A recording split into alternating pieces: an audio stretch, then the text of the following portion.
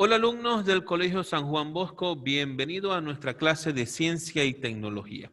En esta oportunidad estaremos hablando sobre las adaptaciones de los animales y plantas y los distintos mecanismos de supervivencia que utilizan en los ecosistemas. Pero ya que vamos a hablar sobre las adaptaciones, entendamos entonces que para sobrevivir, los seres vivos deben adecuarse al medio en el que se encuentran. De esta forma puede superar las condiciones de ese entorno.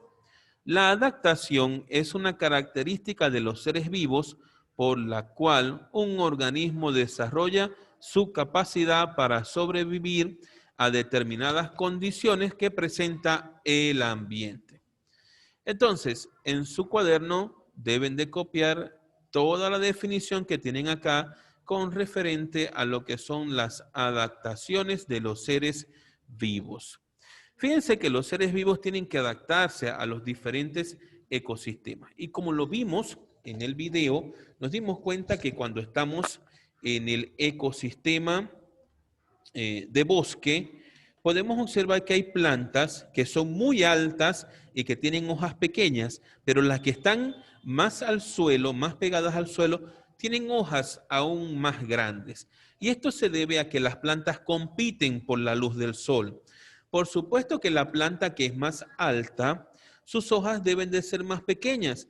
A ellas constantemente les está dando la luz del sol. Pero por ser tan altas, tapan a las más pequeñas que se encuentran debajo en el suelo. Por lo tanto, estas más pequeñas tienen que tener unas hojas mucho más grandes para poder captar un poco de luz solar. Recuerden que para las plantas es importante la luz del sol porque gracias a ella pueden realizar el proceso de la fotosíntesis. Y con este proceso de fotosíntesis las plantas transforman la savia bruta en savia elaborada. Y la savia elaborada es el alimento de las plantas.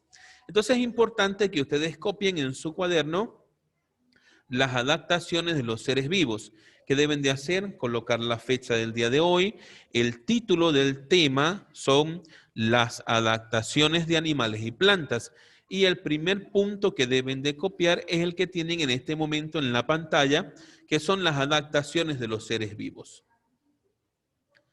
Luego seguimos hablando entonces, ya que vamos a hablar de las adaptaciones de las plantas y los animales a los ecosistemas, recordemos entonces un poco qué es un ecosistema.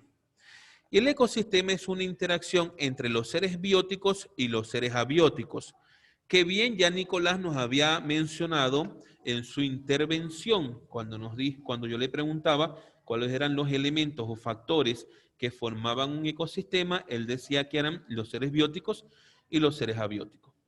Luego, Claudia y Camila definieron cada uno de ellos y nos dijeron que los seres bióticos son todos los seres vivos y los abióticos son aquellos que no tienen vida. Y ahí en la pantalla tenemos un ejemplo de cada uno de ellos. Cuando nos referimos a los seres vivos específicamente, que decimos que son aquellos que tienen vida, estamos hablando de los animales, las plantas y personas.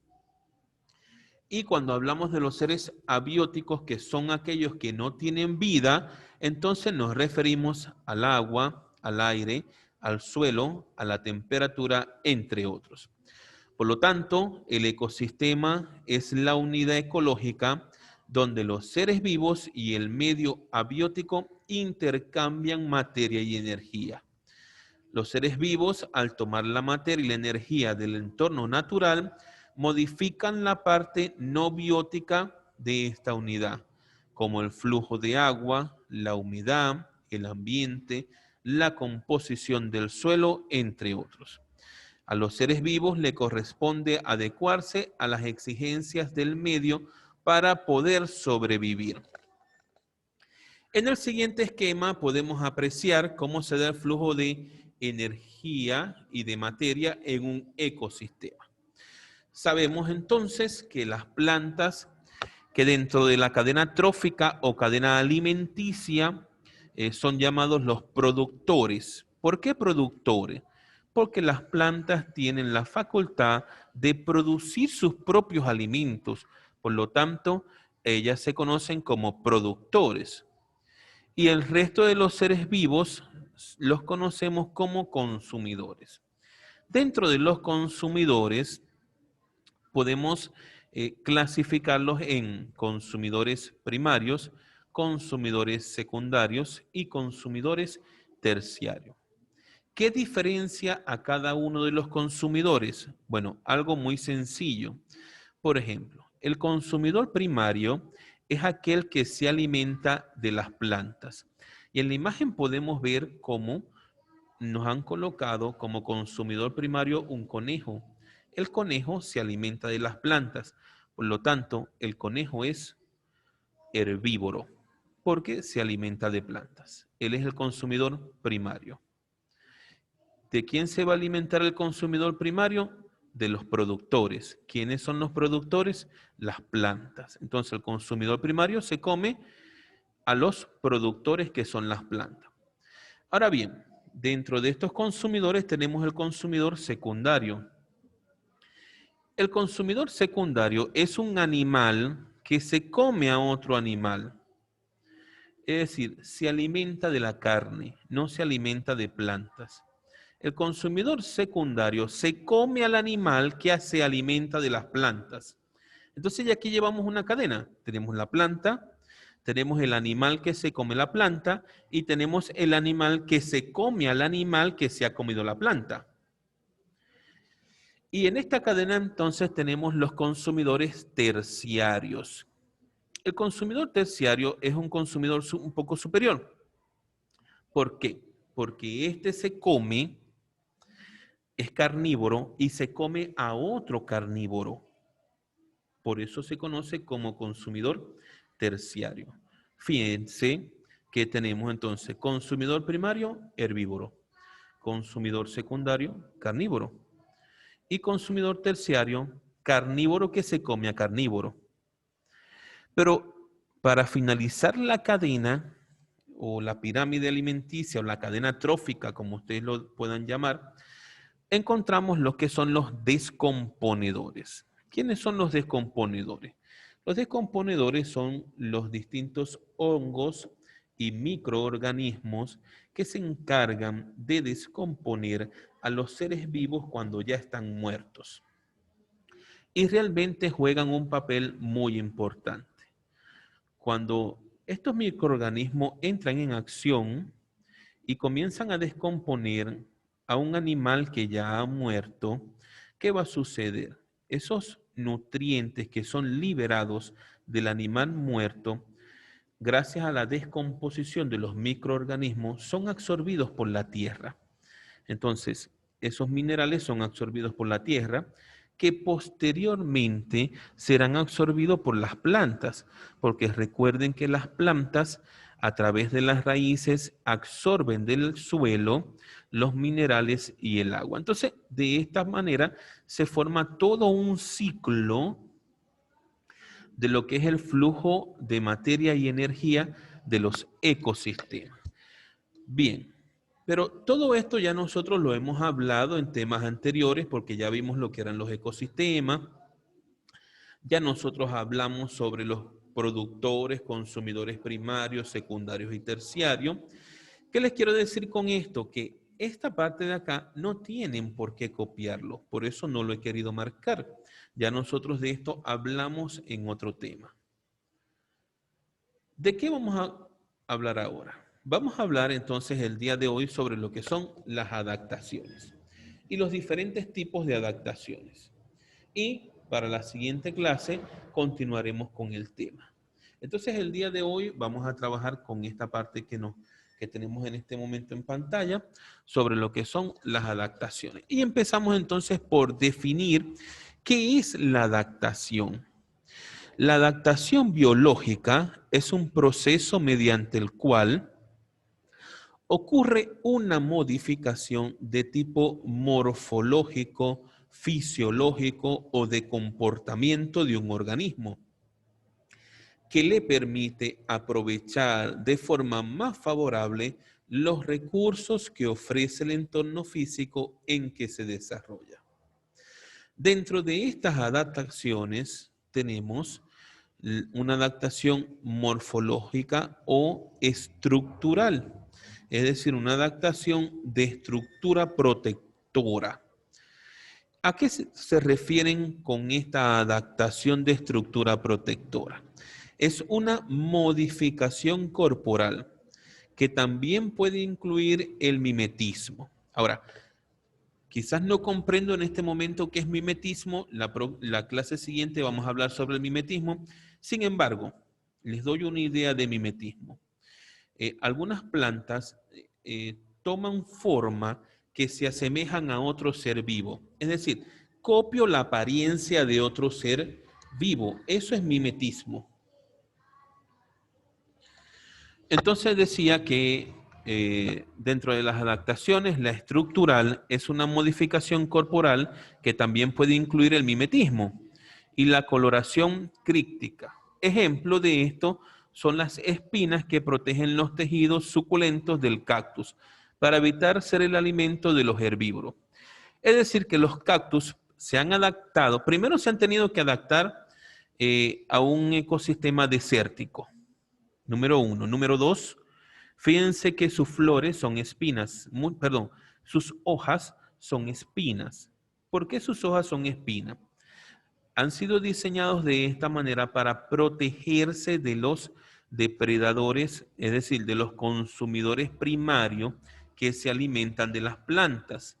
El cactus es una planta y utiliza sus espinas para no ser consumido por un herbívoro. Para eso utiliza sus espinas. Pero adicional a eso también lo utiliza porque es que dentro del cactus hay gran cantidad de agua. Y como se encuentra en una zona desértica, al tener púas y no hojas, eso limita el consumo del agua del cactus. Eso le permite ahorrar agua para poder sobrevivir en el desierto. Luego tenemos otro tipo de adaptación que es la fisiológica. Pero bien, chicos, acá deben de copiar entonces lo que es la definición de adaptación. Esto deben de copiarlo. Y también deben de copiar el tipo de adaptación. La primera es la morfológica o estructural. Y quiero pedirles que por favor hagan un dibujo de un cactus. Bien puede ser un dibujo elaborado por ustedes mismos, lo pueden imprimir, lo pueden pegar, lo pueden buscar por internet. Otro cactus no necesariamente tiene que ser el que aparece en la pantalla. Usted puede buscar otro tipo de cactus y cuando haga la definición de la adaptación morfológica o estructural, usted va a pegar allí en su cuaderno la imagen de un cactus. Ok, continuamos entonces.